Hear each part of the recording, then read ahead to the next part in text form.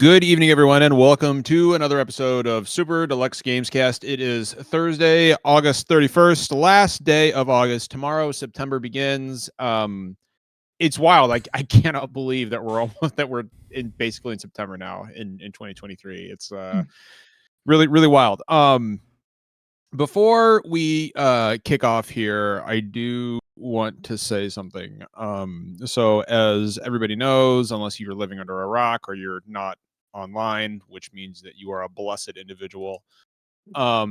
Starfield's reviews dropped today. The game is out now. The game is out now, right? Like I don't think so. I think it's for early access. It is. So is that like people who pre-order the Turbo Nerd Edition get like 3 days early access?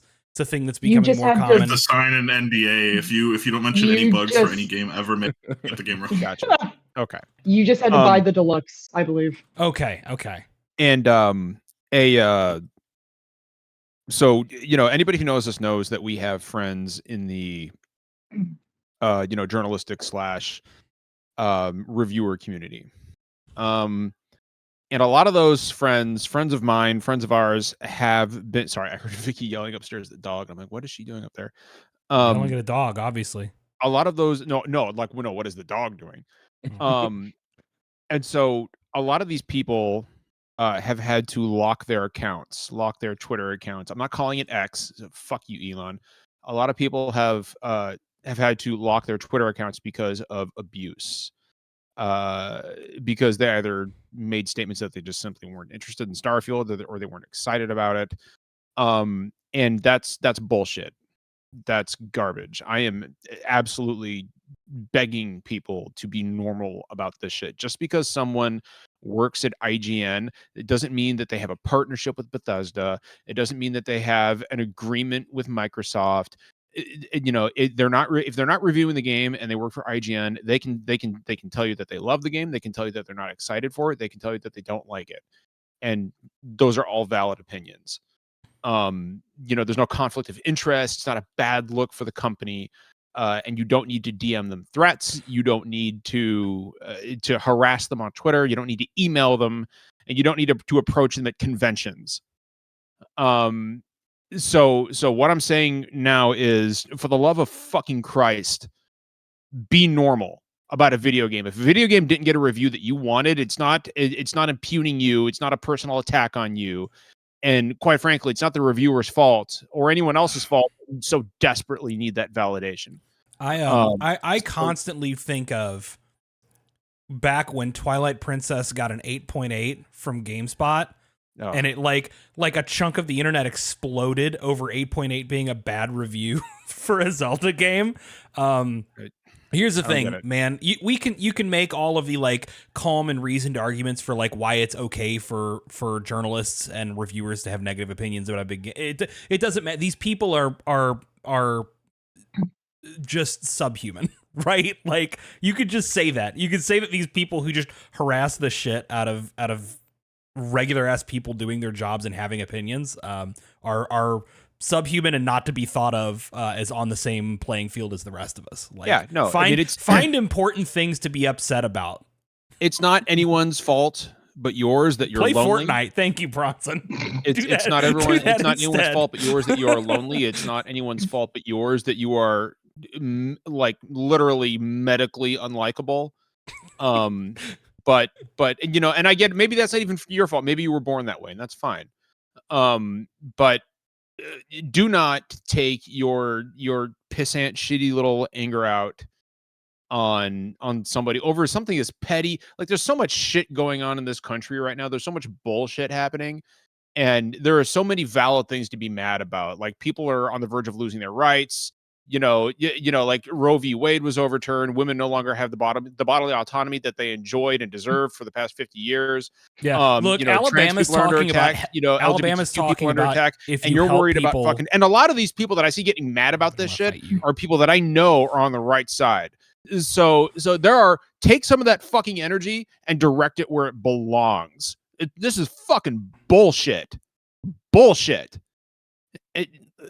Be a fucking human being. No, take Jesus a drink, Christ, bud. I'm Take done. a drink. Sorry, bud. if I keep going, I'm gonna get. I get it. It's hard because like you have a friend that you talk to, like specifically like Stella at IGN, who's one of many people who's gotten an awful fucking lot of it, and it's hard not to take that shit personally when something like that happens. Like, but yeah, it's stupid. You know, these fucking people do not matter. Nobody will care about them when they pass. No one will mourn for them at their funerals, all because they are abnormal about video games on the bird site.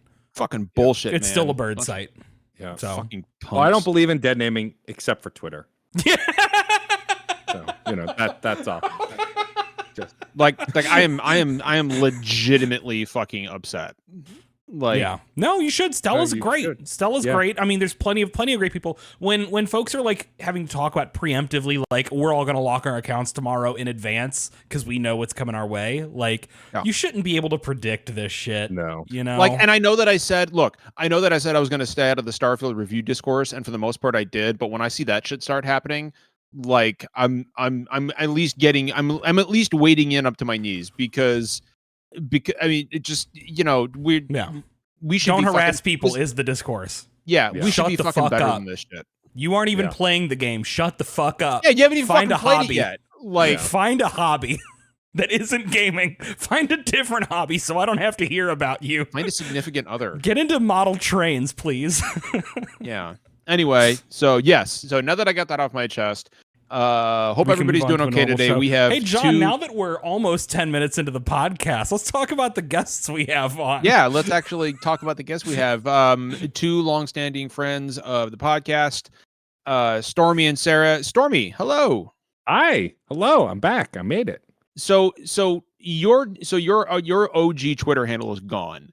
Gone. So I posted a threatening photo of a cartoon cat holding a knife, saying, "If you don't get my pronouns right, I'll identify as a problem." Apparently, that was threatening violence, and so my Twitter account got shut down. Is this kind of like the time I threatened Robert E. Lee with execution as a traitor to the United States and got banned for 7 days? For harassment. Yeah. Except this time they've permanently banned it. I've fought back on it for months, and at this point, it's just done. We'll let the Nazis back on Twitter, but yeah, cartoon. What is it? Cartoon cat holding a knife? Yeah. Is that what? Yeah, it was a Cartoon. photo Yeah, of a cartoon cat. Bubsy holding a knife is worthy of a lifelong ban. But Stormy, no, I'm glad you're here, man. I really am. I'm happy to be here. Thanks for having me. And of course, you're helping us all deal with that PAX West FOMO. Yeah, my co-host on my video game podcast is there without me, but Finn is there without us. And, but he didn't get to go last year, so I forgive him. And Sarah, who has found great success as a freelance journalist in some circles, just an all-around incredible human being. Hello, Sarah. Oh, hi. Thank you. I just had to switch headphones on the fly. I apologize. Okay. These are dead too, so we're going to see how long we can go. Sarah is my game daughter. Hi. Just in case anybody Hello. doesn't know. So anybody who's got a problem with Sarah has a problem with me, and I'm the last person you want a problem with. So Sure. You're getting aggro today, Thank you. John. I'm fucking in my feelings about some shit, dude. I'm not Oh my saying it's a God. bad thing. Anyways. Hi. I spent my time working. I'm getting into Warhammer. It's kind of nuts. That thing that's happening. It's a shame Um, Justin's not here to hear Ireland- that. Justin has heard it. Also a group chat where there's a couple of us who that's all we do. But yeah, no, I went and played my first game, Light, which was kind of nuts. And that really fun. And I found some nice people who don't look at me weird. So I call it a success. Yes. Yay. All right, and of course, Derek and CJ. CJ, are you in the Wild West there? What's going on? Like, You were here last week. I headed up last week. I did, My backdrop. He's who can still on remember this? vacation in the Wild West. I'm still. Yeah, I got gangrene. For Rough. some reason, me being in the Wild West, I can't show you the Budweiser can because again, the woke media is like censoring, good American beer. Just watch the tuberculosis out there. I heard it's pretty careful. prevalent in the Old West. I already got it. I'm out. My low honor gameplay is preventing me from seeing the gates of heaven. I'm out. Since you're in the Wild West, are you going to start using words like savvy? Savvy? Yeah. Like no. Isn't that stereotypically a pirate thing? No, they Because use of- that shit in the Wild West all the I time. don't know. I've never heard that in like. I don't watch speak. Westerns. Law don't go I'm the around here, one- savvy. Okay, no, I'm the one Nope. guy who like. I'm the one guy who read Hamlet. That's the only thing I've ever read. So I just quote Hamlet. Yeah. There you go. And I read I'm Hamlet gonna die by, and the second Captain Underpants book, and that's it. I'm gonna die by 35 because Wow, I stole my somebody tower or else knows something. who Captain Underpants is. As a father to a formerly young child, wow, I thought I was the only one here who. My little brother read Captain Underpants. Wow, I how read about Captain that? Underpants. Yeah. I youngest one also on the read podcast. Captain Underpants. CJ's like, John, I forgot. still You're read like, Captain you're like Underpants. 60. I do, yeah. I have to wake up early. It's my first day of 8th grade tomorrow. CJ, what if they made a Captain Underpants platformer? Would you play that shit? 100%. Hell yeah. 1000%. What are you talking about? It's a stupid question. Yeah. Oh, what if they made another what if Square made another RPG? Would you play that shit, John? Dumbass asking you to fucking play a mid-tier licensed platformer. Just like a double A ass mid budget platformer. Are you kidding That's me? all we had growing up. Oh, a 2.5D one would it runs like shit. Yeah. Oh, I would request to review that, and I would like be really. I'd be really privy to all the embargoes. 100%. It would look like an Xbox Live Arcade game. Like, dude, Captain Underpants, I the wish. PS1 aesthetic, CJ. I really hate to break people, but there was a Captain Underpants video game. Really? Was looking at it it like an right Xbox now. Live Captain Arcade Underpants, platformer? The first Epic game is a video game based on the DreamWorks film Captain Underpants. It is for PS3, PS4, Xbox 360, Xbox One, Wii U, and the Nintendo 3DS. Well, CJ. That is a Stream cool. Guys, I'm gonna stream that, and I'm gonna raise funds Hell for yeah. whatever charity. I will play the fucking Captain Underpants Let's go. video game. I'll read the entirety of the first book on stream. I've got good news for you. It does appear to be like a side-scrolling game of some kind.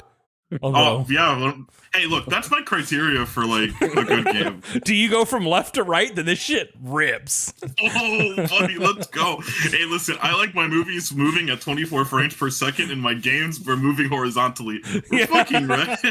We're fucking right. Oh, CJ, I just want you to know I appreciate your love of the ultimate cinematic experience. It's something that I share. Guys, all right, we got a lot to talk about this week. we got Especially a lot of recent games and just games we've been playing that we're going to talk about. We've got probably unfortunate some topic to layoffs, talk a couple of unfortunate topics. One of them really unfortunate. Like I don't want to compare layoffs and shuttering studios to the price of a subscription going up. Those are not equally bad things, but both are bad. Like on that side of the spectrum, they're bad, just not rated the same. So, well, we're going to kick off with something a little more positive, and that is, as always, what we've been playing. And this week, I will go first. I'm nominating myself. I have torn myself away from Act 3 of Baldur's Gate 3 to play Sea of Stars, which I was an original backer of. Now, our review for this dropped a few days ago this week. Hey, Britt. Hey, Britt. hey, Our review for Hello, I made it. Britt made it. I was hoping you would. Our review for Is Sea that of your Stars sweet dropped. dunk that you were going to do it? What's that? Is that your sweet Oh, dunk yeah. that you were No, going to waiting. do? that's I'm at waiting. the end of the podcast, Britt. Don't worry about it. sure. He doesn't have shit, bro. That- He's that- fucking Oh, So that's the only reason He why. doesn't have shit. That's the only reason why you're happy that I showed up. Yeah, because I'm ready to fuck. Yeah, because you're going to be utterly destroyed at the end of this podcast. Like it's gonna be like, guess gonna be what, fucking chicken butt, incredible. and that's Like, it. Or it's the gonna be like, I crater know I you are, leave, but what am Britt, I? is going to be just Alright. deep and smoking. It's going to be amazing. I But enough cannot about wait. John's next shit. Let's talk about this. So, I mean, right. I mean, two things can be true. But so our review for Sea of Stars dropped earlier this week. Thank you, Tinsley PR and Sepatouch Studios, for the codes and the opportunity to review it. I was an original backer for the game, and I wanted to play it on Switch, so I decided to wait. And I've been playing it for the past several days, and holy shit.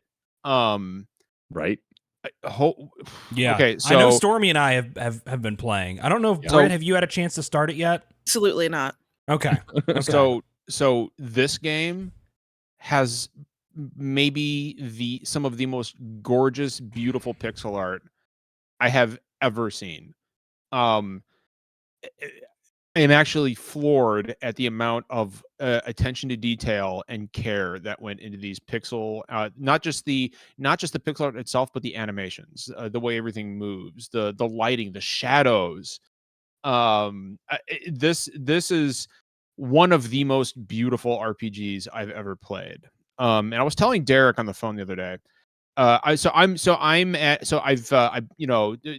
the most minor of spoilers. I beat the Elder Mist, which is one of the first bosses in the game, and I got thrown Wow, by the big spoilers. stone giant. Right, so now I'm running around in the mines. You got fucking yeeted. I got yeeted. You got yoked by the statue. Yeah, and I got to tell you,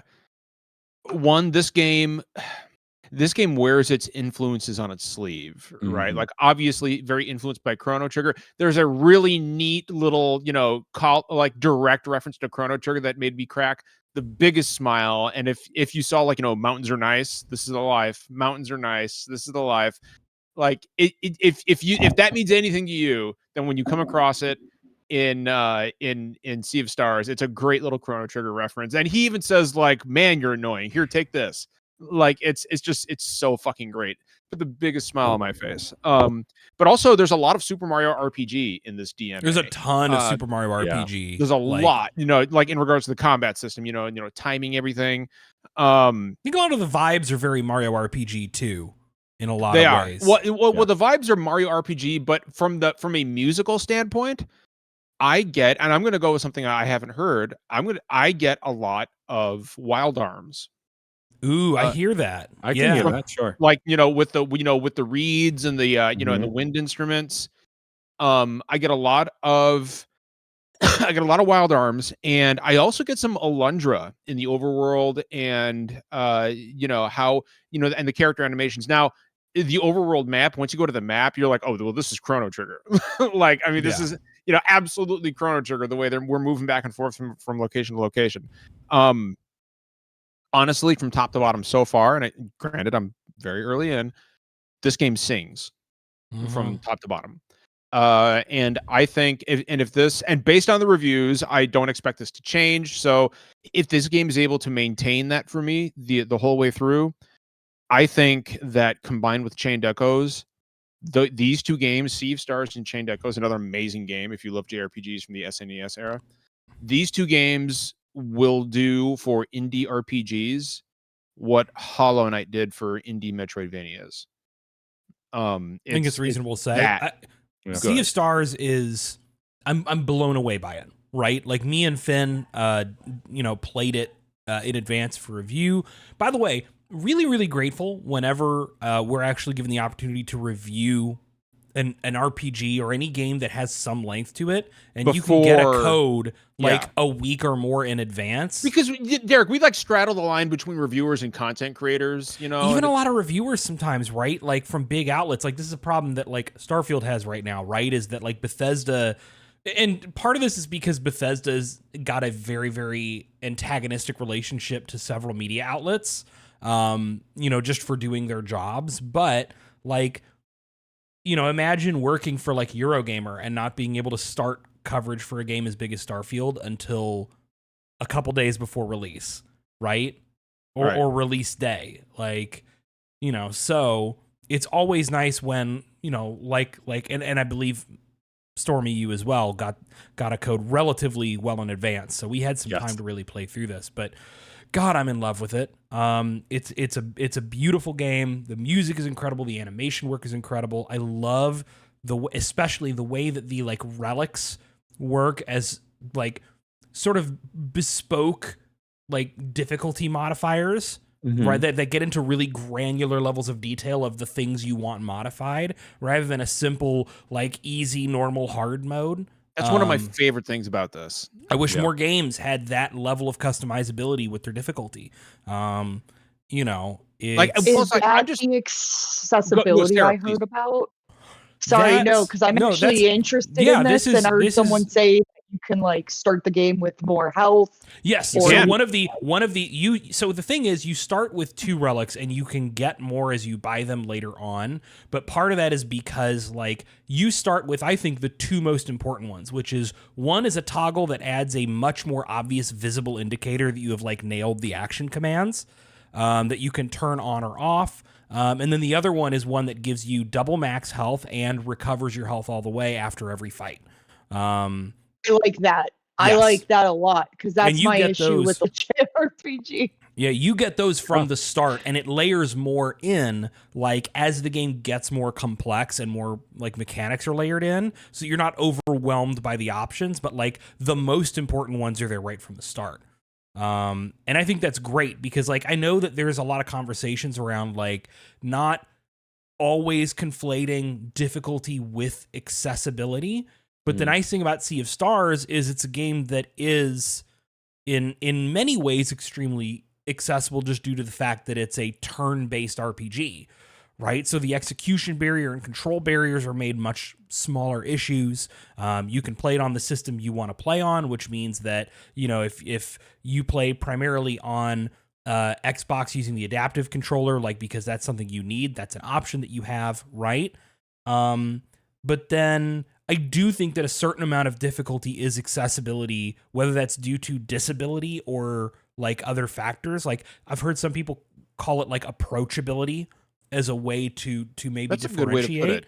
because like it's something that obviously stuff like the health boosts help people who have disabilities, you know, in some ways, but it's also helpful for just anybody who like doesn't have the time or doesn't have the drive to try to be like really good at a video game. And instead, like, it's even called the Relic of Stories or something like that, right? Like, the implication is this is because you want to play a game, but are here more for the story than the challenge of combat. Right. You know? Yeah. And I think that, like, respect your players for wanting that. Mhm. Well, and that's another thing that I like about this is that, you know, like, you know, if you're, you know, like, if you don't play it with, you know, the extra health and, you know, like, you know, instant, you know, like, you know, after you leave the battle, all your health comes back. If you don't turn that on, the game is actually quite challenging for an RPG. It's not obnoxious, but enemies makes you take off. think. What's that?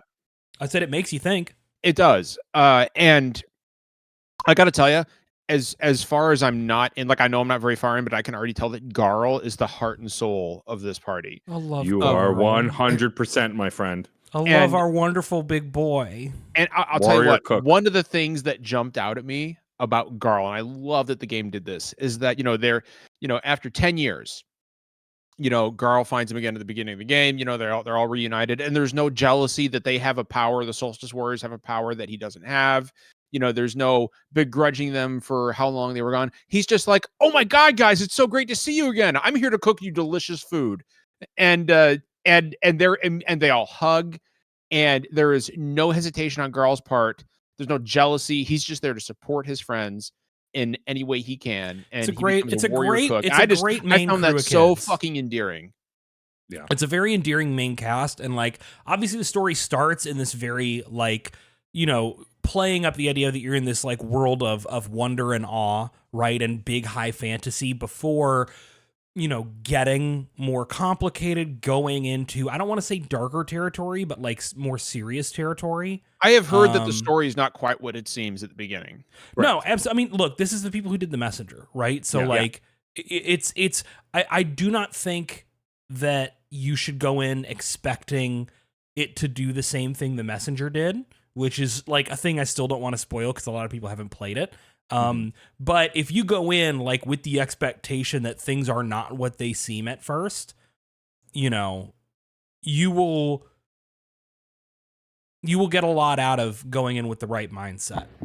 Yeah. This is one Yeah. of those games that's going to redefine indie games in a similar way that Shovel Knight did. And I Yes. say this Yeah. as someone whose That and favorite Hollow Knight. indie game, my favorite indie game is Shovel Knight.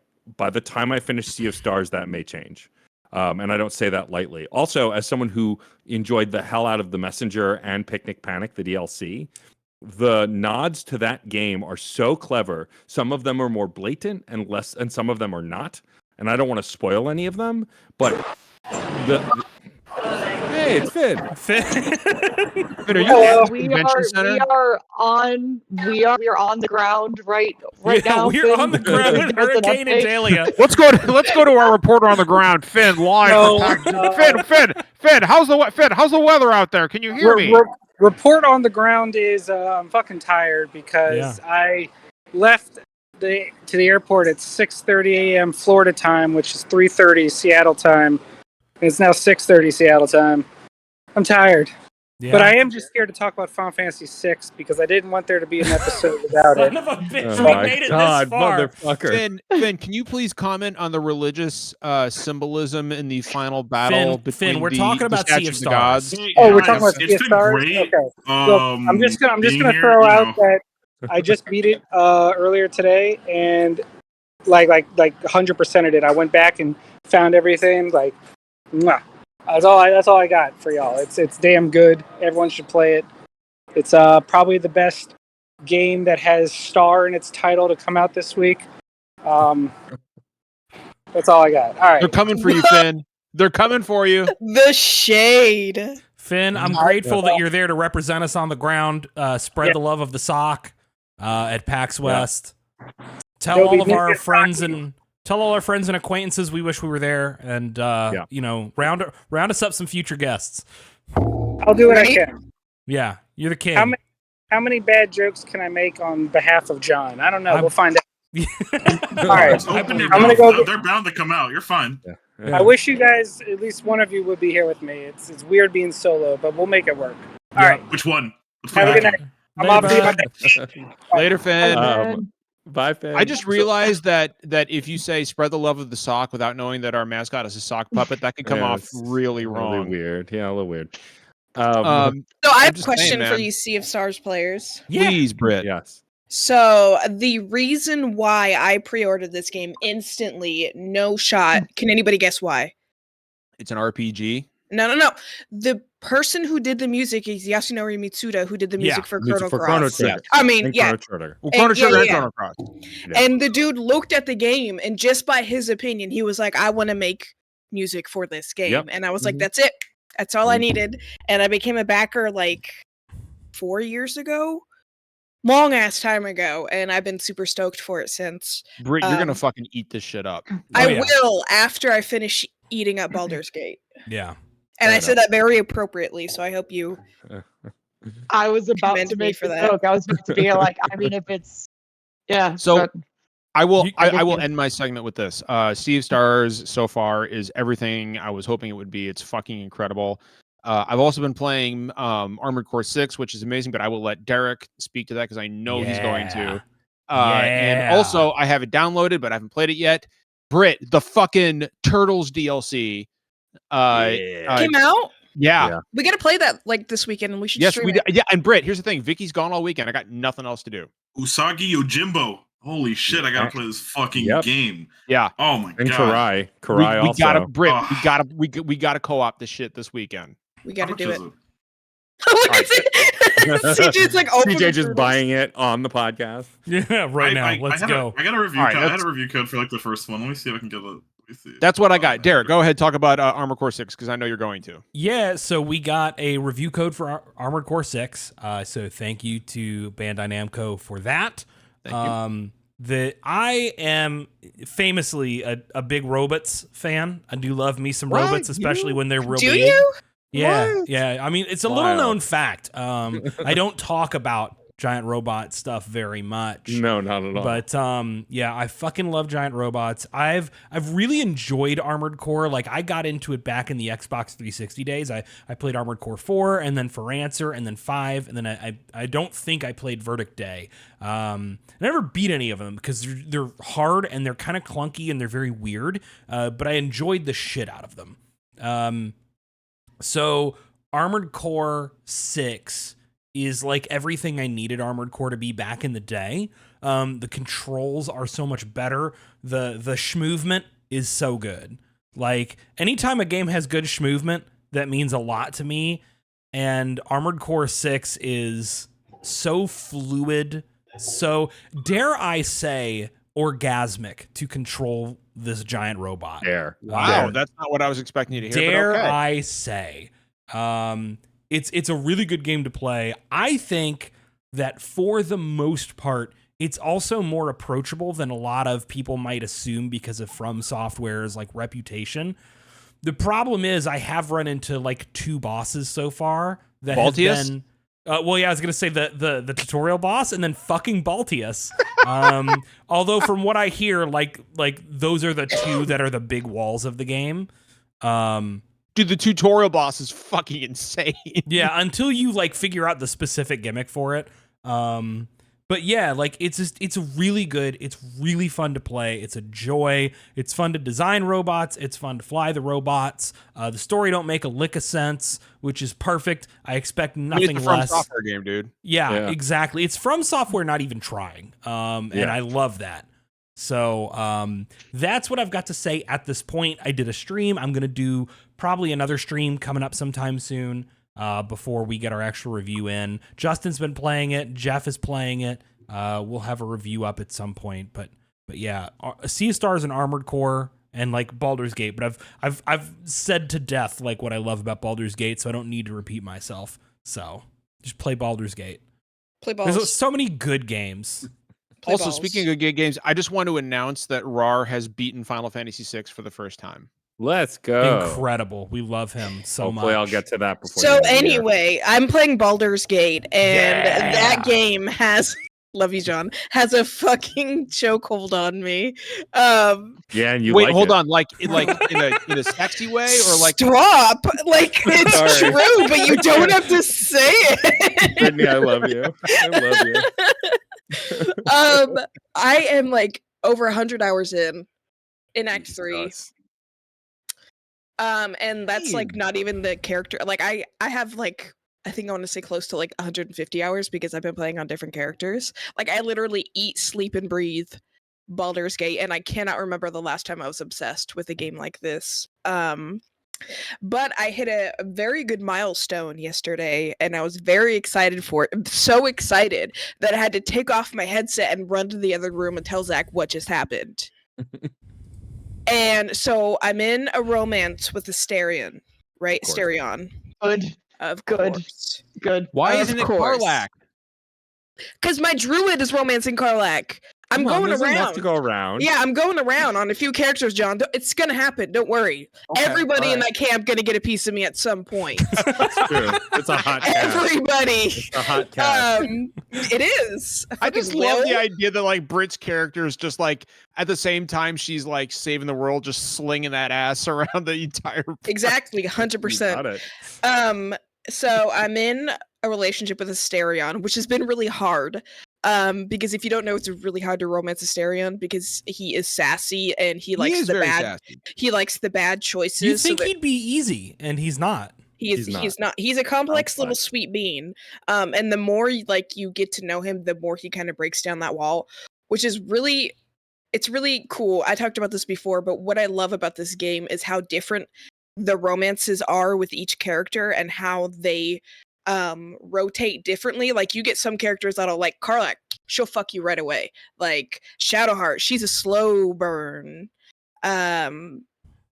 Same with Will, he's a slow burn.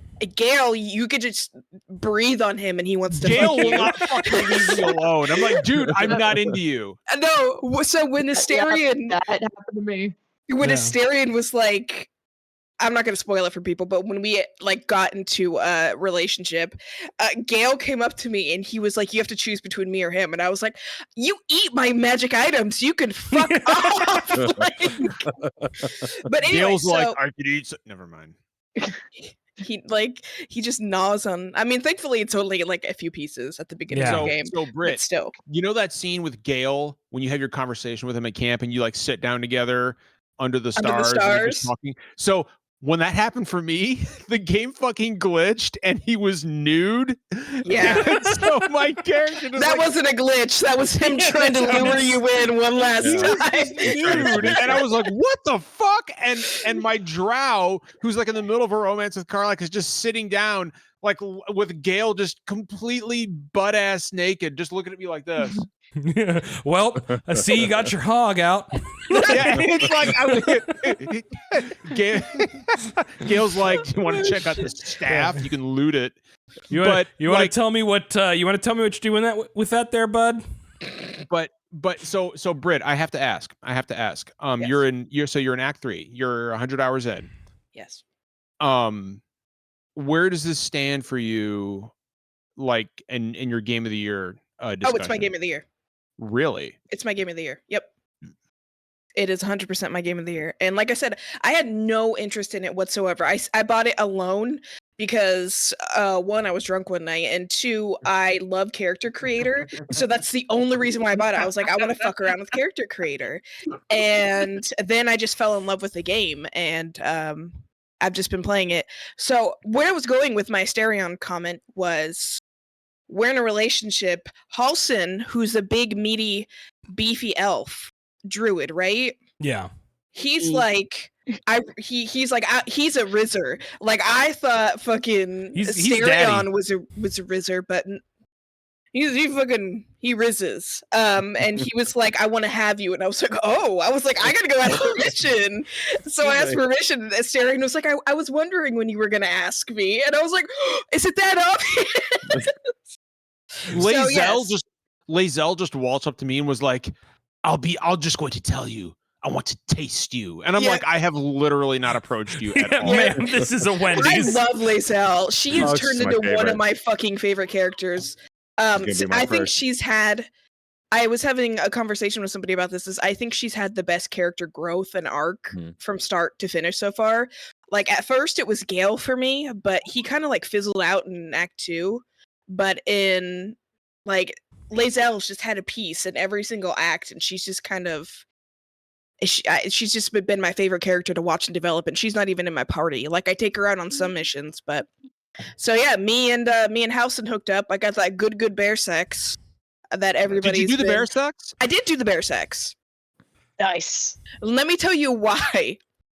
So don't you say something like, because Halsin asked to and you said yes? No, because Halsin, like, he was all like buck ass naked coming at me, and then his feelings for me got so strong that he transformed into a bear, and then he came out of it and he was like, I'm so sorry, like, I did not mean to do that. I understand if you want to stop, like, sometimes I just can't control my feelings and the beast takes over. And I'm like, it's nothing, boo. I was like, you can keep doing it, I don't care. And he turned back into a bear, and that was that. You know what? I'm not gonna judge. I'm gonna let people do it the way they're comfortable with. So Britt, this put so when I hooked up with Karlak, she was like, Karlak. I asked about her relationship. She was like, I think it, I think it's great. She's like, what do you, she was all hesitant. She was like, what do you think? And I picked the option, I love you. And as soon as you get, she goes, I love you too. Oh my God, I'm so fucking precious. For so long. And I'm like, Karlak so is fucking precious. Best. She like, is. she'll just do that little dance, like when she's idle, and she's like, It's so hard not for me not to, because like every one of my playthroughs, like I said, I'm doing a druid playthrough. Every playthrough I do, I'm trying to use characters I'm not using in my main character right now, and it's so hard because I love Karlak and I haven't made like a fighter type character yet, and it's like between Lae'zel, like I love Lae'zel, just said I love it, but I just fucking love having Karlak in the party. What's your class, by the way, Britt? I might have missed that. I'm a sorcerer. You're a sorcerer, okay. Yeah, so it's been a little rough for me. I'll just say that. I was gonna say that's one of the harder. I may or may not damage my enemies at some point because of my big ass spell casting. But what's your character's name? So it's Yvalia and Yiva for short. That's cool. I like that. Yeah, she's a pink tiefling. I like that. That's really cool. She don't fuck around. I love that we both did same brain cell and made a hot pink tiefling. Yes. Yeah. Fucking, I call her my little Pepto-Bismol Chan. Wait, I have a tiefling character also. I made a big beefy purple tiefling. It's the race Goliath. Of choice for the gays. Like I'm a drow. Yeah. That tracks. I made a half elf. What is that? Hell yeah. Yeah. We can move on. So anyway. No. I have to know. Why does me being a drow elf track? Actually, like, okay, joking answers aside, because you are like a very old school Forgotten Realms fan. Yes, I am. Yeah. So and like, Oh, okay. You're thinking Dristoard. yeah, Right. yeah. Yeah. Okay. Exactly. Granted. Okay. I'm not Yeah. going to say the joking answer. Hey, look, to be fair, I started off as a big, bald fighter, okay? I'm not. So, Yeah, I'm not. You almost made a surprised. half orc, and then you couldn't make him handsome enough. yeah. Yeah. That's Yeah, what it my boils half down orc to. was not like he didn't hold up to my physical I do standard think for they myself. needed nicer options for half orcs, but Yes. I agree. that's neither here nor there. I'm upset because I made a half. Oh, go ahead, Sarah. No, go. It's okay. I was just gonna say mine's not important whatsoever. I was just gonna say I'm bummed that I made a halfling after they fixed the mod to where you're not just hugging their dick. Shout out to Jesse You're- Vitelli for changing the future Yeah. of short kings around the Give world. me uppies. Oh shit, that's my new motto. Give me uppies. Uppies in Anyway, chat. so that's what I've been doing. Like exclusively. I don't fuck around with anything else. I just Yeah. like I work. I've been working late this week. I cook dinner and then I go to Baldur's Gate. And I spend time with my son. It's a But, peaceful Baldur's life, Gate. Britt. It's a It's peaceful a- life. It ain't much, but it's a good It's a life to living. live. Sarah. All right, CJ. I guess. No, Sarah had something to say. Oh, Sarah. Oh, Sarah's go. going. Please, Sarah, please. I'm Cut her sorry. off. I'll fight you. I mean, I unfortunately just recovered from having COVID, and I didn't really have the brain power to play anything that was incredibly intense. Oh yeah. Hats off to I beat Warhammer Bolt Gun when I had COVID, but the only reason I was able to do Hell that is the accessibility options of all infinite ammo and destructibility, to where I was like, yes, I am the Ultramarine that I've always wished I could be, as I'm just mucked out everything. And that felt good, especially when I was coughing my brains up, and I'm like, yes, just like losing it. And I did. I'm super excited. I finally get to talk about this. I played and beat a play of Stray Gods, which is the role-playing musical that came Yeah. out. Oh yeah, I was really interested in that. How was that? Oh my god. It is like, so it's, and I'm going to say this in the best way possible, it is a young adult now musical in like the best way possible. Like, the music is so incredibly catchy, and the way that they portray the Greek gods is such a cool, like, different, like I said, young adult novel style way of portraying them. I did romance Apollo because I have no self-control, and Troy Baker voices him and does his vocals too. And there is a song for everything. There is a song where you meet Medusa at one point. Every single man's option has a song attached to it, and the song tells the story of that character. It is like, and okay, so the way that game works, it's basically a visual novel where you end up becoming a god. I'm not going to spoil a lot, but a god dies much in your hands, and you get their godhood. Oh, the And Santa you Claus. find out that yes. Shut the fuck up, Derek. We don't speak of Tim Allen in this house. Good point. Good point. I The expected Santa better Claus from starring you. Hatsune Miku. Right. Yes. So you find out that you have the ability to make people speak their emotions, but in musicals. And so whenever you're trying to talk to someone, or whenever you're trying to get like info out of someone, there's a full song that goes through that. But there's dialogue options in the song, so you can change the lyrics as the songs go on to try to kind of change what happens at the end of it. So do you want someone to give you the info willingly? Do you want to coerce them out of it, or do you want to force them out of it? It is just so cool, and the music is so catchy. The art is gorgeous, and like I said, I am a sucker, and anything that Troy Baker sings in, I'm 100% into. And it's just like, it's a young adult novel in the best way that it possibly could be. And it's written by one of the guys who did Dragon Age. So it's that fun Dragon Age dialogue in it. And it is just for $30, honestly, to me is like, if you're into this, why haven't you played this? Why haven't I seen people talking about this? Like, it's just, I love it Troy was Baker. so much fun. I love Troy Baker, but I'm also just like tired of seeing him and everything. But goddamn, can that man Yeah. voice act? Can Yeah. he Yes, voice act? and he can Yeah, sing anything, and it's just like it was really emotional in the ways it uses Greek myth is really fun and original, and it's just like I'm just sad I haven't really seen people talking about it. I don't know if it's because it came out really quickly, and the only way I knew it was out was because I had COVID, and I'm like, what can I play?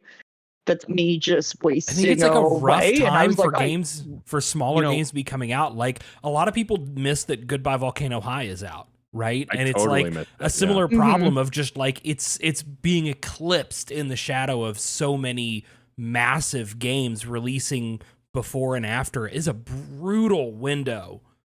So I want to point out real quick, simply because we brought up Troy Baker real quick, I just remembered. So I thought I'd recognize the voice of the Absolute in Baldur's Gate 3. No shit! Shut the fuck up. Tell me it's not. It's Sissy Jones. Oh, it's Sissy? Yeah. No shit! That's awesome. Get her back on. She is the voice of the Absolute in Baldur's Gate 3.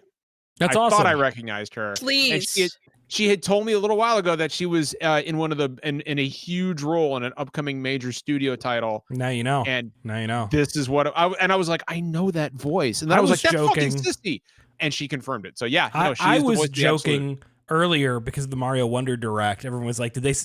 Were you asking who it was that if they announced the new Mario voice actor? Yeah. And we were like, we don't know. And I was like, Nintendo has the opportunity to do the funniest thing possible. Announce that it's Matt fucking Mercer. Again, one of those voice actors fucking love. But let's Troy tone Baker it down as Mario.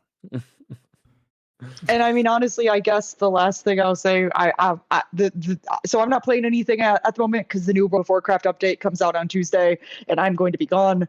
But I said earlier, but today is Hatsune Miku's 16th anniversary. My queen is 16 forever. Yeah. Incredible that she made Minecraft at the ripe old age and of that she made Harry Potter. Right. Yeah, It's right. crazy. I figured I would just have spent my She time wrote on the here. song Smooth. Just like yes. yeah. She is very important to me, and it is crazy to know that she's 16 forever and I'm 27. Yeah. Why Clef wrote that? Don't joke. Don't. No. That's not funny. Don't take that one away. All right. Relax. All right. I get what you're. No. Let's tone it down. Hold up. Why Clef wrote that? They sampled the Wu-Tang song. Let's tone it down. All right. Let's get. Hold up. We give a pass to Santana on this podcast. I agree with everything anyone ever says. Right. I agree with anything. Right. Oh. All right. Who's next? I'm thinking of Maria. I'm sorry. You can say whatever you want. No. Okay. Fuck Santana. we gotta keep this train moving. Who's next? CJ, I don't think has said anything he's been playing. Holy shit, we're like 15 minutes in and we're still talking I told about you this would be more than half good vibes of what we've been To playing. be fair, I took up like 15 minutes of bear sex. So That's Britt, you could have taken up 30 minutes of bear sex. Yeah. It would have been fine. CJ.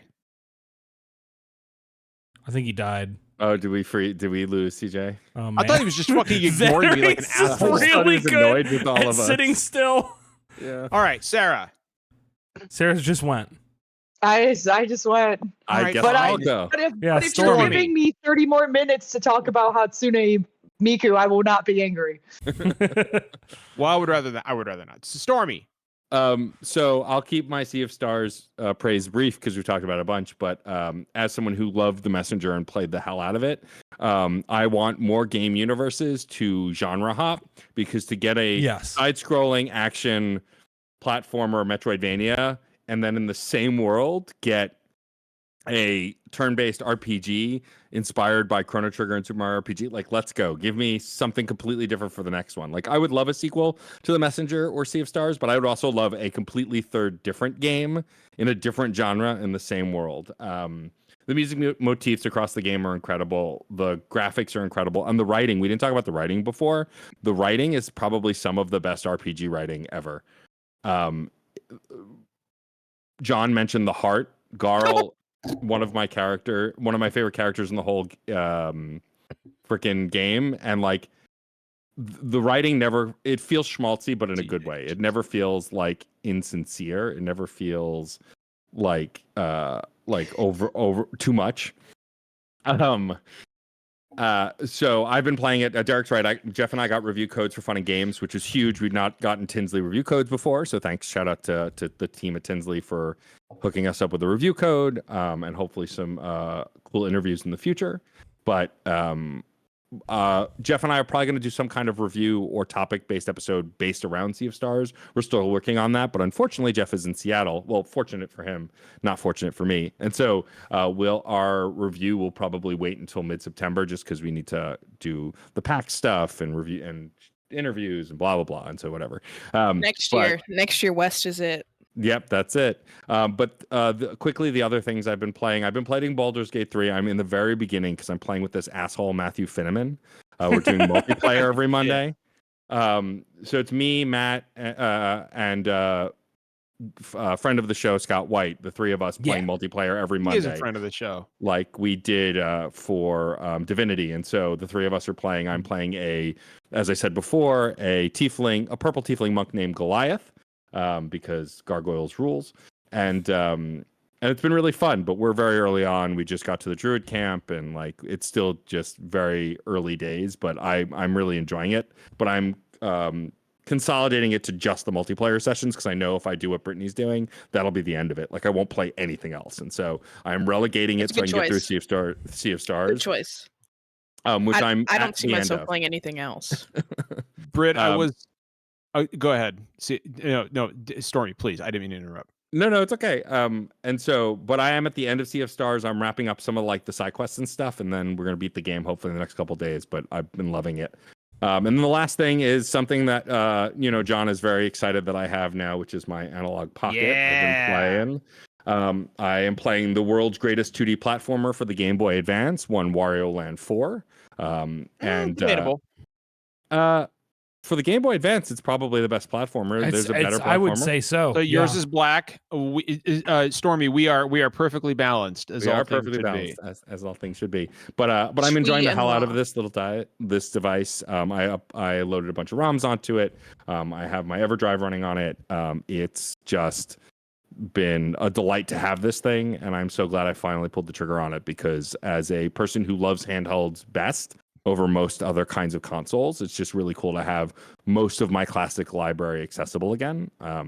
My next game I'll probably play is Super Mario Land 2 6 golden coins for like the 18,000th time because that's an all-time fave. It's a classic. Stormy, I actually have 2 copies of Shadowgate Classic on Game Boy Color. I will send you one if you want.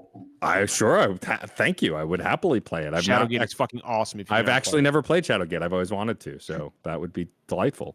And then what else have I been playing? I think that's really it. I am a mech sicko like Derek, but I have not picked up Armored Core 6 yet because I know I probably won't get to play it until like the end of the year. I will probably still buy it, but I've decided to do Sea of Stars, finish my replay of Alan Wake Remastered just in time so I can then dive into Spider-Man, Alan Wake 2, Mario, and whatever the hell else is coming out in October because it's too much. Really, really, really quick, I forgot to mention, I did attempt Baldur's Gate 3 on my PC. My PC was not strong enough. Everyone gave me mid-2010 Bethesda vibes, so I just stopped. And I'm waiting for the PlayStation 5 release. But, Britt, I feel you appreciate this. My heart says this. Oh, you're going to love it. But my brain is telling me... Gale. I go back to like page 2. I'm sorry. They're just Fenris and Anders. I'm sorry. Gale and I would be good bros. I would have to turn him down, but he would take it well. Okay, well, CJ turned his camera off, so my wasted gag doesn't work anymore. It's that fine. only works. I do want to point out Will, that just take another drink. Just take another drink. Yeah. CJ did say the Discord was freezing up worse than Mitch McConnell. So. It's very good. Yeah. And he absolutely does look like the cupcake dog. That poor dog. God, I'm going to hell. If there was a hell. So anyway, it's okay. McConnell will meet you there. Discord is silencing me. All right. Well, while we're waiting for CJ to go back, Derek, did you want to go ahead and launch into topic number 1? Yes, absolutely. Most important of the topics. Today, Embracer Group announced massive layoffs. They laid off. It's so fucking disheartening. They shuttered Volition Studios, which is the historic studio behind the Saints Row and Red Faction franchises, dating back to Red Faction dating back to the PS2 days, right? And then they laid off a bunch of people from Gearbox, which look, I mean, pursuant to what we said in the beginning about being fucking normal about games, I'm really, I am a Borderlands hater, but that doesn't mean that Gearbox, people at Gearbox Holy deserve. shit. You live. Holy fuck, my God. Back. The woke media tried to get me. I'm back. Let's fucking go. What are we talking about? We're talking about Embracer Group laying off a shitload of people. So. Man, rest in peace, man. Fucking Volition, man. What a bummer. Dude, I know. Red Faction is one of my favorite PS2 games. This was literally a gut punch. I have super fond memories of Saints Row defender. Saints Row, especially. 2 and 3 are fucking excellent games. 3, 4. I haven't beaten the reboot, but it's fine for what it is. The it's reboot, still what a bummer. Everything I heard about the reboot is that it was a little rough out the gate, but then updates and DLC have really completely reshaped that game to something special. And look, Volition's doing what I like, where it's they have a AAA budget ish, but they're putting out AA game. That's the kind of games I like, right? They're putting out stuff that's messy and in a fun way of we got to make some shit. THQ Nordic is doing now, right? Yeah. That is Volition was doing that, and they used to be under THQ's band, which is very funny. But it's what a bummer that Nordic didn't get them, right? Yeah. What a bummer. Because even if this last the Saints Row reboot bombed or whatever, I don't think THQ Nordic would have cut them off. Not one game. This is an Embracer Group problem. 100%. This is a problem with acquisitions in general. The acquisition hungry industry is I was gonna say Sam's right. I think THQ Nordic is under Embracer Group because I think Volition the new THQ Nordic is. Because there was old THQ Nordic and then new THQ Nordic, there is also 2 different levels of THQ Nordic. This is not allowed to be easy. But it's fucked because Embracer in particular was playing a game where they just spent a shitload of capital to acquire as much as possible, with every acquisition being a reason that shareholders and what is the fucking word I'm looking for? But that investors, right, would pump more into the money, and stock prices would shoot up and they'd buy again. It was a bubble. It was always a bubble. And the only way they made money was by purchasing. And it was a confidence game, right? And then the moment that they weren't able to land a big acquisition, right? The moment that they failed publicly on one of these, it has caused huge financial damage to Embracer Group. Their stock prices have plummeted. They've lost a shitload of money. Investors are pulling out, and now they've had to several times downsize, restructure, yada yada yada, lay people off. Apparently, we have a Volition that they QA just analyst bought in chat. What's up? Apparently, we have a Volition. yeah. Corey, Big Slice Gaming. Yeah, absolutely. I was not aware of that. Dude, Corey, you were the first Corey, person. cool. You were the first person I thought of when I saw that news, man. I was This not shit aware of that. fucking I'm sucks, sorry, man. And I hope you get back on your feet soon. That's terrible. I'm sorry. Because it's fucking dog shit that Embracer bought up so many studios, and it was just a confidence game. and now the confidence game is crashing, and it's the people who work on games who are suffering. That's all of these acquisitions and all of the big corporations. The people who suffer are the people making the games, not the executives. They roll over to whatever other stupid company will hire them to do nothing. But the people making the games are the ones who are suffering. It's days like today where I think we all just need to like take a step back for a moment and think about what a fucking miracle it is that games get made at all. Yeah. Absolutely. Because this industry is so unforgiving and so volatile that I wouldn't blame every single person involved in it to just leave and find greener pastures. Well, it's like we didn't get a chance last week to talk about it, but it's like all those people getting laid off at BioWare. Yep. Right? Yeah. That just happened last week. And it's like, BioWare, you've not been in good straits, and you're working on the next Mass Effect and Dragon Age and trying to win back goodwill and like convince people that you're heading back to glory days. So you lay off a shitload of people working on those projects before we've seen anything of them. It also doesn't give you a whole lot of confidence in the next Dragon Age, does it? Yeah, including one of the most important people behind the Dragon Age franchise. Yeah. Right? Like, so it's like, these are people that should be necessary to what is one of the only reasons people are like care about this. And of course, it's not that BioWare wants to do this, right? BioWare as a group of developers does not want to do this. Maybe some executive in charge Mary does. Kirby was one of the ones who was laid off. Yes, dude. Yeah.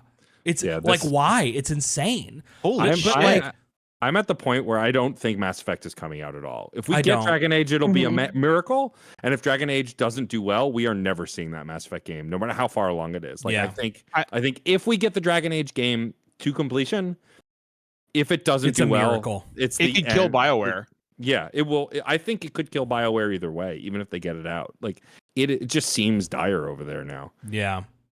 Like, I don't know how that studio lost its way. EA. It's all EA. I mean, it's EA. Yeah. I mean, do you think that BioWare these wanted companies, to make the games? Especially my biggest disdain is reserved for these giant, basic like vacuum cleaner, corporate like Embracer, just sucking up as many developers as it can. And this was and I guarantee you they laid off, they essentially shuttered Volition because they didn't get any of that Saudi money that they wanted. And that's another major aspect with Embracer too, right? Yeah. And that is why Embracer shuttered Volition, because they purchased Volition, and then their deal with Saudi Arabia fell through, which is a whole other fucking story. And that, like what I mean by a whole other story is, it really pisses me off that so many game devs are in bed with a murderous, repressive regime. There's a whole story that we do not have what it takes to break down about like Saudi money getting involved in so many businesses.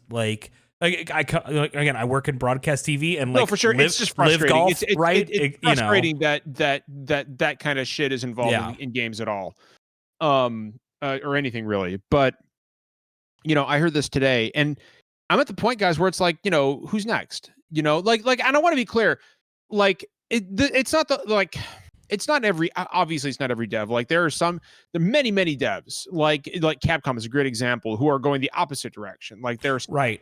I would say consistently, if you want to hear about the places that seem like they're the best places to work in this industry, Nintendo. It is the smaller companies, right? The smaller independent developers that really, really take care of their crew.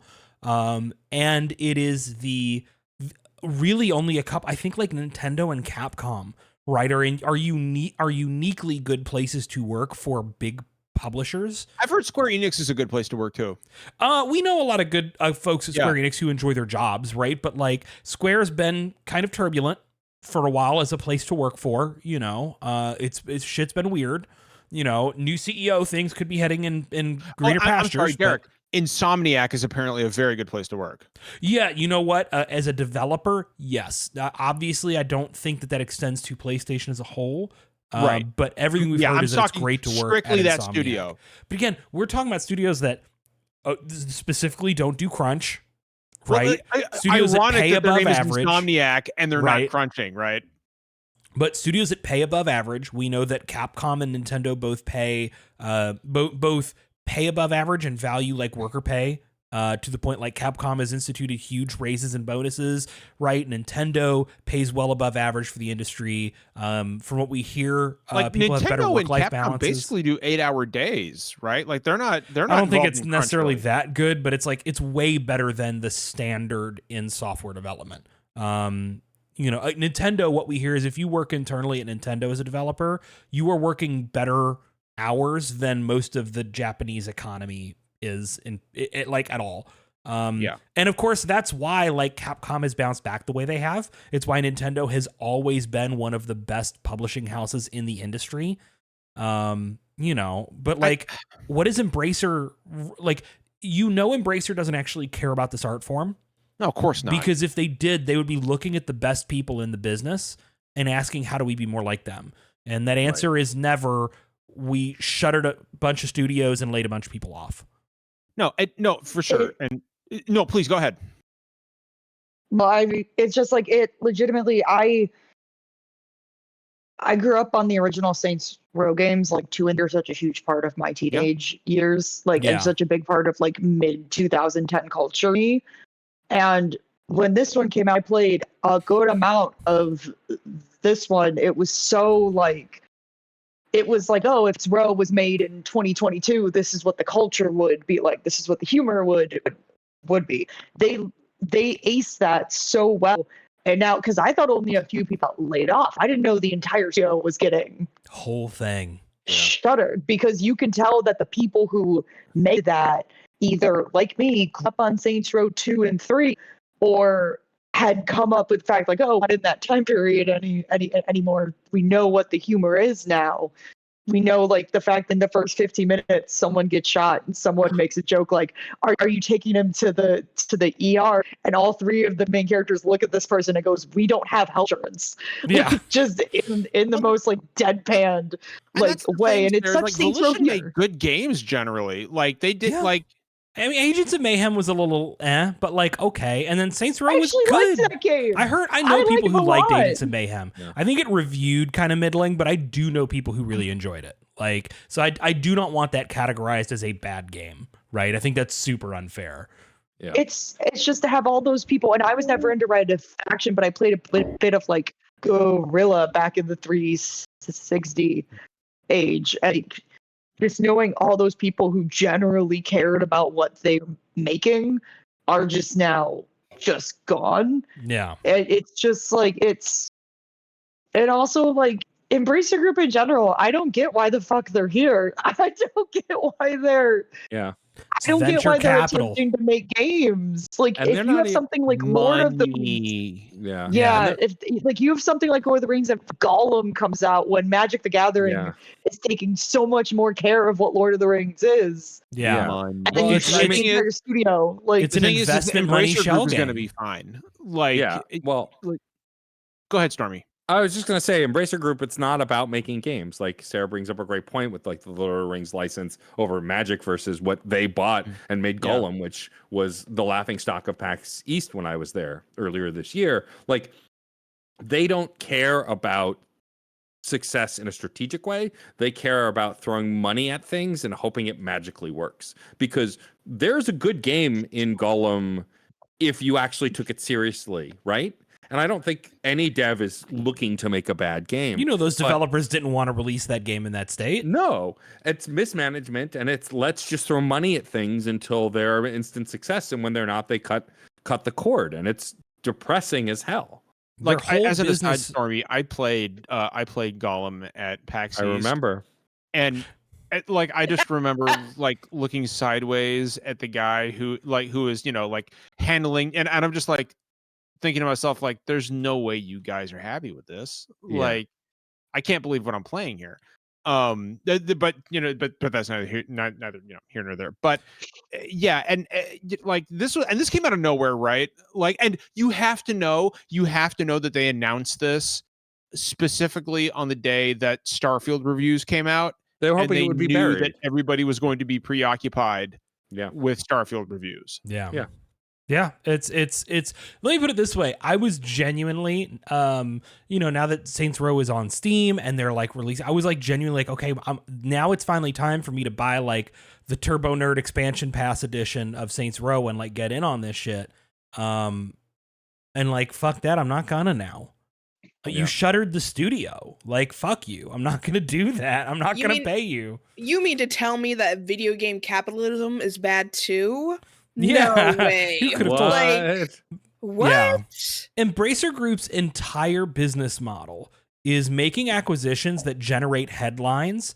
Yep. And then the headline, like the press generated from those headlines, translating into stock bumps. That has been the entire business model from the get-go. And it turns out maybe an economic model is busted when that can be the way you make money. Yep. You know, it's like watching these movie studios get rid of movies and TV shows that are finished for tax write-offs because they'll make more money that way. Like the Batgirl bullshit still drives me crazy to this day. Exactly. Guys, quick thing. Embracer, I think, also owns Crystal Dynamics. That fucking Tomb Raider. I think they bought or at least Tomb Raider. I thought they bought Tomb Raider, but Crystal Dynamics I thought was Microsoft. No. Oh no, they did buy Crystal Dynamics. I think they own like all the Western studios that Square used to have. Oh, dude, we're not getting a new Tomb Raider. No, for sure. Crystal Dynamics. I gotta look up. Sold to Embracer Group. Fuck, it's done. It's done. Is dead. Yeah, that died in 2016. Oh man, what a bummer. I think you mean we're also not getting a Guardians of the Galaxy 2, which fucking hurts. Yeah, that too. That game. Yeah, I think that was dead on arrival. That game. My favorite, I never played it, but my favorite memory of Guardians of the Galaxy was Jeff talking about how Drax glitched out and just literally followed him everywhere, all over the ship, and was like standing right in front of him during every conversation. I was like, dude, that's just Drax being Drax. No more Deus Ex, yeah. That hurts. No more Deus Ex. No more Tomb Raider. Tomb Raider was an institution. Isn't that wild? Like, think about it. Potentially, right? Like, this also kills any chance of a Legacy of Kain revival, which is personally humiliating. I mean, that was not coming anyway. Like, there was a chance. Derek hadn't even. I can tell by Derek's face he hadn't even thought about that. He hadn't even considered it. Yeah. Yep. They're just gonna bury each of these studios one at a time. Yeah, Derek. There's never gonna be a Legacy of Kain revival. Think about that. Or like remaster or collection, nothing. Or anything. Like buy them on Steam while you can. Derek, that sounded like Halston after the bear sex. I really hate watching Elias Tomafaxis Sauter like be the one single-handedly wanting another Deus Ex. Like, let that man voice act in that series again, please. Like, it's just like it hurts every time I see him post something. And I'm like, I loved Human Revolution just as much as everyone else did, but I'm just kind of going to the fact of we're never getting another Deus Ex ever again. We didn't ask for this. We didn't ask for this. Yeah. I lied. Night Dive, you're watching them. I'm going to stare directly at you. Night Dive remastered Deus Ex 1. Remaster Human Revolution. Still one of my favorite games from that era. Yeah. You brought System Shock back. Please give us Deus Ex back. Hey, Activision, make Pro Skater 3 at this point. We're just going to ask for shit. Yeah, please. Let's just get it all. For shit. Hey, fuck, I don't know. Sega, make another Monkey Ball. You already have Rock Band 5. Let's go. Oh my god, let's go. Come on, I would. Rock Band 5 will heal like the nation. 100%. CJ, are you ready for Rock Band karaoke on Yes. All right, dude. On Charity Stream Day? Who's our lead singer, Derek? Whoever wants to sing at any given time. We'll cycle around. Is it Brit? I'll do it. I'll sing. I'll sing. Poorly, but I'll do it. Yeah. But well, yeah. So we're doing it at our charity stream live this year. I mean, I ain't doing it. I will. We'll get a couple drinks in you, and we'll get you to belt out some 90s bullshit. I lost you guys Zombie. Again. You can't resist Zombie. I lost can't you guys sing. for Only a bit. Dolores can sing Zombie. I can't sing Zombie. John, can you want to sing some 38 Special? Come on, man. No, but I the only thing you would ever get me to sing is like some Pearl Jam or some shit. Get me a little drunk. I will sing. I will sing for karaoke. What, we'll Derek? What else? We got what? We got 15 minutes left. What do we got on the docket? That's perfect because we got a simpler and smaller scale one. PlayStation announced a price increase for PlayStation Plus.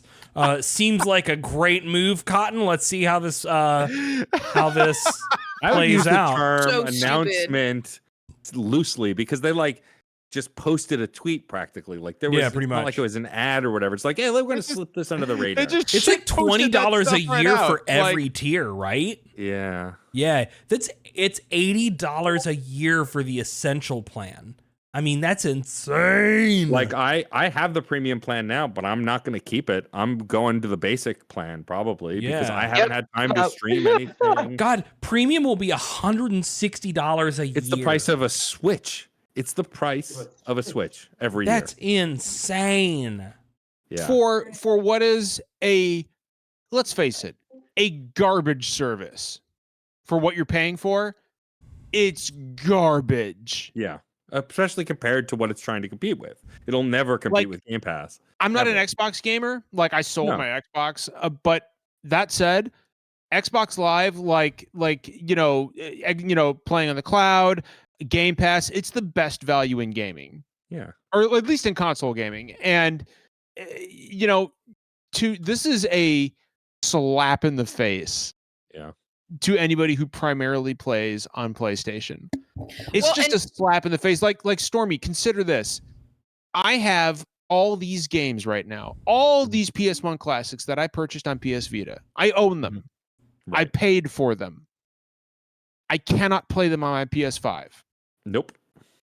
I can't, even though they're on PSN. And we know PS1 games can run on the PS5. I'm looking at Valkyrie Profile and Resident Evil and Siphon Filter.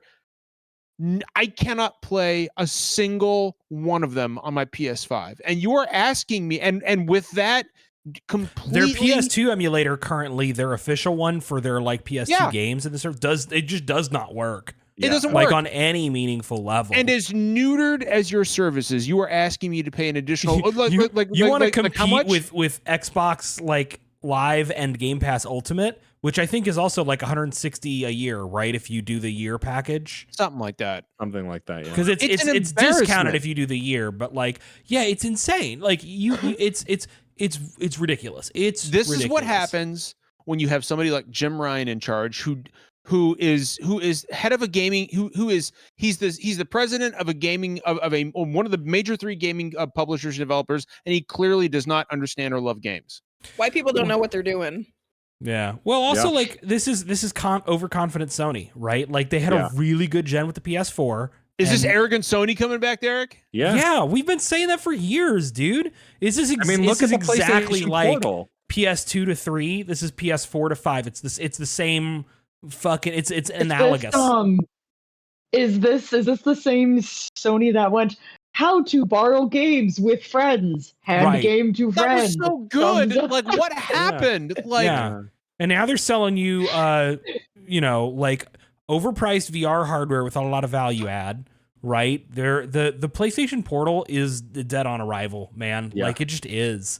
You're gonna charge people $200 for a fucking handheld that only streams games within the Wi-Fi network, shared Wi-Fi network of your PS5. So I think it's going to sell better than you think it will. It's not. It will at first because there are going to be people who think that they can play games without it. That think they can use it like a cloud streaming device, which it's not, or think they can use it outside of their home Wi-Fi network. I still can't believe it's not. They created their own Wii U gamepad. That's what they did. As a separate accessory. It's exactly what it is. Think of how many parents are going to buy that for their kids. Thinking it's a Switch where they don't have a PS5. Yeah. Right? You think I leave my house? Joke's on you. Yeah, thinking it's like you think gamers leave their house? Like do you guys I do to work. Do you guys think, and this is a question for everyone here, do you guys think with the absolute just massive diarrhea dump everyone is taking in Sony's ear over this? Like, do you think that Whatever this you're gonna changes at say, all? no, absolutely not. Are you kidding me? No No. way. I think it's just Sony doesn't listen to people. yeah. But no, but here's the thing: they did listen when they were going to shut the PS Vita and PS3 stores down. They did listen.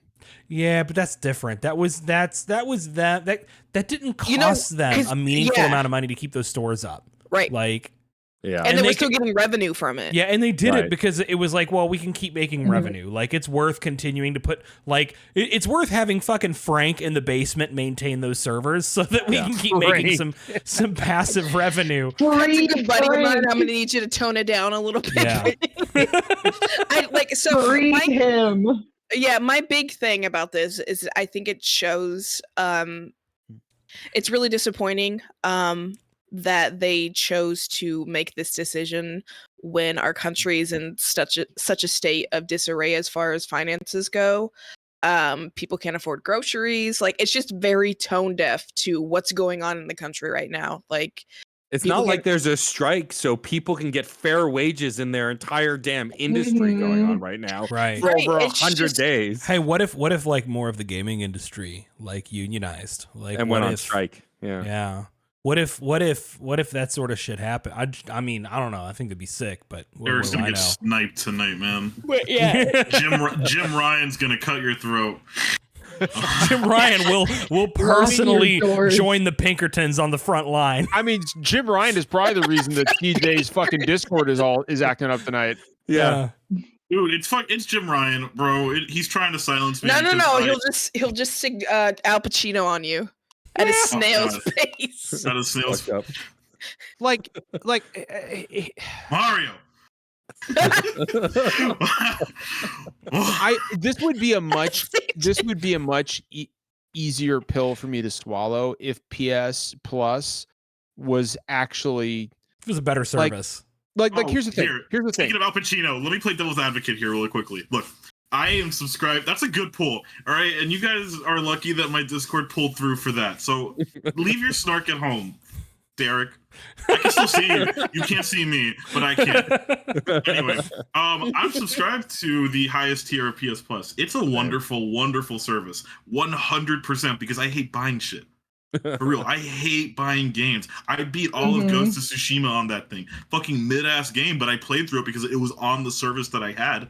You know what I'm saying? I've sampled like virtually a bunch. You know how much Ridge Racer 4 I played because of the service? You know how much fucking Ridge Racer 4? You know how much Ridge Racers I played? The fucking PSP port? Ridge Racer. Racer. Same brain cell. Thank you, Oh Britt. my fucking It's all god! the queer. Trundle problem, team CJ. never stops. CJ, look- here's the problem. Here's the problem with that. Mhm. Is that over the years I have poured hundreds of dollars into PSN. That's your Playing, problem, loser. Anyway, look. No, I'm kidding. Pardon? Anyway, no. Look, hold up, John. I got what you're saying, but look. Sorry, let me finish my That's fine. I'm my gonna pour it point. on your pillow when you come here in October. By the way. Yeah, you're not gonna do shit. Anyway, the point I'm trying to make is it's a useful service for people like me who are like my PS5 is my main console, right? I don't buy any. I don't. You know what I'm saying? I rarely use my Xbox, so Game Pass hasn't really been of value to me, with the exception of like, oh, there's a multiplayer game my friends want to play this weekend that I can download easily, right? So it serves a purpose. My cousin and I game share virtually everything, so it works out that he can just download stuff on PS Plus.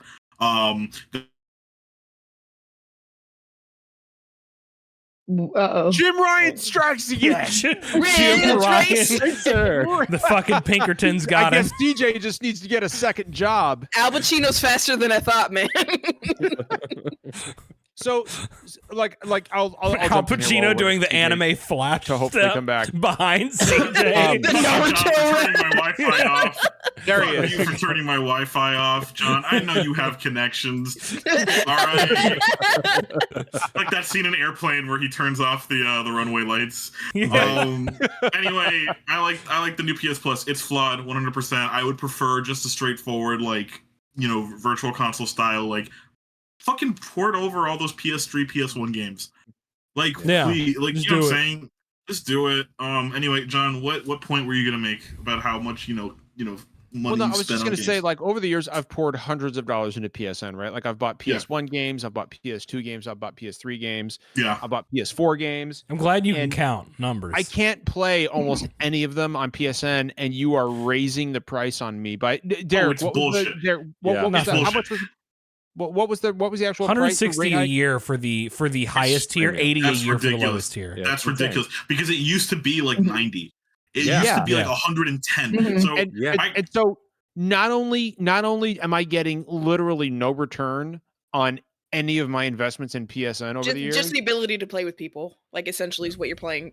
like that's paying all And I'm 2 paying free games for. a month or whatever. It's Yeah. like Yeah. and like I don't think it's a controversial And thing their to game say. selection is booty butt cheeks. Right. And like but like my bigger point not is the good kind. I don't think that it's a controversial thing to say I want to be able to take the games that I've paid for with me. If you are going to raise the price of a service that I've been paying for since the inception of PSN. I've already poured all this money into all these games. You're raising the price on me? Fine. I should be able to play the games that I have fucking paid for in the past on your service. I know they'll play on there. I know they will. So let me play the games that I have given you money for. PS1, 2, 3, and PSP emulation is so good these days. Yeah. Like, you can't tell me the PS5 Yeah. could not run RPCS3. Like, I think Sony's can. gonna. My I think fucking they're gonna mobile budge. phone can run PS1 games, like, they're and gonna- PS2 they're- games and PS3 games. Like, you're telling me that the PS5 can't handle it. Like, this is something that has been Corporate greed. Yeah. I want have you been to pissed off repay about for it. this since I learned that PS1 classics were coming to oh my god, I got all excited. They're like, well, we're gonna drip feed a couple of them. And I'm like, here's the thing. Resident Evil Director's Cut came out on PS5 on their, like 6 months ago. I'd already fucking paid for it. And they want to charge me again. I think you own it though. None I of think my if you buy purchases certain- transfer. If you buy certain PS1, I think you own them. I think you do. I think you can get them again. No. No, really? I thought that's what I heard. No. Anyway, I think Sony's gonna budge. I think the backlash is too great. I think they're gonna come back. They're gonna call it like, oh, we've run it over some internal discussions. They're not gonna admit that it was like backlash because there's no one like praising this. There's no one saying it. They have to know, right? But Jim I think Ryan Sam, is going I think, to get like an. Oh, sorry, go ahead. I was gonna say, I think Sam made a really good point, and it's kind of the thing I was thinking too, which is like Sony has already done the math and gone, we're gonna lose 10% of our subscriber base over this, or whatever percent over this price increase, and we're still gonna be making more money because we'll be pulling $20 a month more from everybody who stays. You know what I mean? They could lose a quarter of their subscriber base and still be making more money. So, and there's no they're just saying they're increasing the price, right? There's no extra features. No, or nothing it's in there. just a $20 a month price, or $20 a year, not $20 a month. Yeah, not $20 a month. A part of me honestly thinks, so I don't play my Xbox as much as I play my PlayStation 5, but I still have a Game Pass subscription.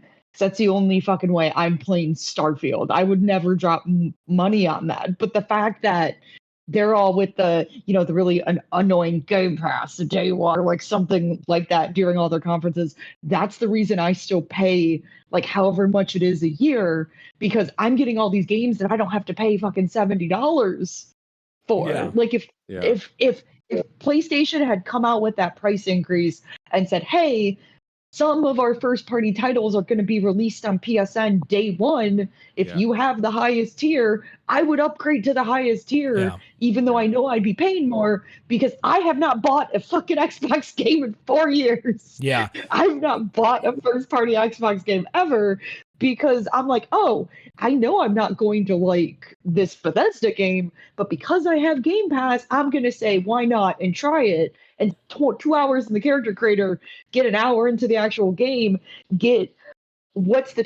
like... Bye, John. John didn't like you talking about Bethesda like this. Now that he's fucking gone, Final Fantasy. Now that he's gone, right? I will also. Now that who's gone? I will also pay more for PlayStation. I will also pay more for PlayStation Plus if they bring back PlayStation Home. That is all I ask. I will pay an extra $30 a Hold year. on. Did you say PlayStation get- Home or folding at home? Both. No, PlayStation Home. Okay. I don't know. Like two conditions. One, I would pay $20 extra. Two, if I can get the $300 I put into that game when I was 12 years old, I will very gladly pay you an extra $30. I would love to get drunk and fight people on PlayStation Home. Jim Ryan, bring that back. CJ, we just need a charity stream that's just CJ jumping into VR chat with people. Yeah. Oh my god! Let me tell you why Mission Impossible is the best fucking movie series. Please. Oh my god, because then I'll be any character you guys want me to be. I'll be fucking Sephiroth going in there talking to like kids and like drunkenly yelling at them. Just like, hey 100%. Man, you guys furries? That's pretty cool. No, you and Finn need to play fucking, what was it, Jeopardy? 100%. Oh my god, yes. It's happening. It's happening. Jeff That bastard's going down. That bastard's going down because he knows nothing about 90s sports, 90s NBA stuff. 100%. I'm gonna fucking destroy that. Get him. Get his ass. Anyway, sorry. The one game that Finn couldn't win at. We have hit the 10:30 hour. And it's about time to log off here. After Stormy and Sarah advertise themselves and tell everyone where to find them, I've got some cool news to tell everyone. So Stormy, of course, you are a longtime friend of the podcast. More than that, your family. Where can people find you? So you can't find me at DJ_Stormageddon anymore because Elon Musk sucks dick. Because fucking apartheid Clyde. He's apartheid Clyde and killed he that nibbles on dick. He's toothy. Out here giving toothy head as a 40-something-year-old. Get it together. But you can follow. Most of my shit posting is migrated, much to the chagrin of my co-host, to the Fun and Games Pod Twitter account. So you can follow me there. I am on Blue Sky. 52-year-old man. I am on Blue Sky as DJ Stormageddon, but the best place to find all my stuff is djstormageddon.com. I host 3 different podcasts: Screen Snark, Reignite, which is my BioWare retrospective podcast, and Fun and Games, which is my video game podcast. A bunch of the folks here have done Side Quest episodes, which is a shorter form series within the feed where you talk about a game you love and why you love it. Fun and Games has had some really cool stuff. We did a Game Boy retrospective that's going to air tomorrow with Alex from the Lo-Fi Gaming Pod. We recently did an episode with Jordan Miner, who wrote Video Game of the Year. It's a great episode, and it's a great discussion about why nerds like to argue over what games are best, like in a good way. It's a really great chat. And then, if you are already checking out Fun and Games, thank you. We also have a Patreon. If you want to support the stuff that I do, that's the best way to support me and a TikTok. We do have a TikTok. We just launched that. We're probably going to be posting clips of video game collections and all sorts of other stuff. But check all that stuff out. And if you've already forgotten all of that, you can just hit me up on social media. Perfect. And Sarah, one of the most talented young journalists I know, and just an all-around incredible person. Where can people find you, Sarah? Oh, first of all, thank you. My Twitter is at SarahofMars. That's my same Twitch, just without the extra S. I do have a Blue Sky. I am at SarahofMars. Thank you, Derek. I'm Sarah of Mars at Blue Sky. I've unfortunately had to kind of leave my blog on the wayside because I've been really busy with work, which is wild. But it's in the bio of my Twitter. It's out here in this openspace.blogspot.com. I think a lot of my posts on accessibility are very relevant right now. I have done a couple. I just shitpost on Twitter. I was complaining about Imagine Dragons' Starfield song the other day because it makes me very angry. And I'm getting in. It's so bad. I'm getting into Warhammer and I'm digging into that. So please follow bright orange-haired lady getting into a very. I was gonna say I love your hair. It's giving Thank Paramore. you. Haley Williams. That is the reason I did it, Britt. That's the reason I did it. But yes, to hear like a very just to hear me scream about everything. Twitter is very, very important to me. But thank you as always for having me on here. I very much appreciate it. I can't believe people appreciate what I talk about. That just still blows my mind. Well, you should. I mean, I appreciate it. I always have. So I can confirm now that on September 14th, Sissy Jones, the voice of the Absolute, will join us on the We get to podcast talk to on Sissy Thursday night to again. talk about her role in Baldur's Gate 3. Will I be in town? Will you? I don't know. I have a work trip coming up. It's September 14th. So you should, if you have a work trip coming up that week, you should cancel it. I mean, priorities are priorities. Just quit your job, bro. I don't need a job. Yeah, right. Quit Yeah, your job. I know you. bro. I know you It's fought so long to get your financial job, Sarah. security But in this economy? Britt, I know you fought so long to get your job, but this is content creation with a capital C. Multiple of us fought to get her that job. Yeah. But I I'm mean, killing it, thank you. How much fun it is to be unemployed? Do it again. but yeah, no, Sissy Jones, a longtime friend of the podcast, and of course, you have heard her voice talents in games like. I didn't know she was the Absolute. I gotta message her. She's the Absolute. You have heard her in games like Firewatch. She was Delilah. She played. Can't remember the name of her character in Shin Megami Tensei 5, but she was the angel who served as one of the final bosses of the game. What the hell was her character's name? I beat the game and I recognized her voice. And like I'm close enough to Sissy. Like now, wherever she's in a game, I'm like, oh, that's Sissy. She was also in Call of the Sea, which is an incredible. Oh, it's great. Yeah, an incredible first-person narrative game. Stormy, looks like you know what I'm talking about here. I do. My mutual friend of all pods, Yuri Lowenthal, is also in Call of the Sea. Yeah, yep, Yuri, yep, Yuri. What an Love exemplary Yuri. human Yuri is. He's a sweetheart. But Stormy, help us get him on the podcast. Yeah, he's too busy for me, but yes, I will happily connect you. But yeah, nope. Sissy's a longtime friend of ours, and she will be here on September 14th to talk about her role as the Absolute in Baldur's Gate 3. So that's wanted to let you guys know before we got off the air here. Anyway, if no, Derek, Britt, CJ, you got anything else? Just kidding. I'm here. You sound like Max Headroom. I get that reference. I understood that reference. Super Mario Wonder looks good. We didn't talk about it because I wasn't it here. does look fucking awesome. We're gonna play that at the charity When stream. When does that come out? It comes out like a couple days. Guys, it okay, comes hold out up. Same day as Spider-Man. as we're coming in for the charity stream. Same So- day as So we're absolutely Scorsese's playing that Killers right of the there. Flower Moon. We have to go during the charity stream to watch Killers of the Flower Moon. You're all gonna sit through a 3-hour-long Scorsese Western. If we have to go on this goddamn charity stream, we have to go watch Killers of the Flower Moon. Is Jeff gonna try to walk to McDonald's from my house again? That's all I want to know.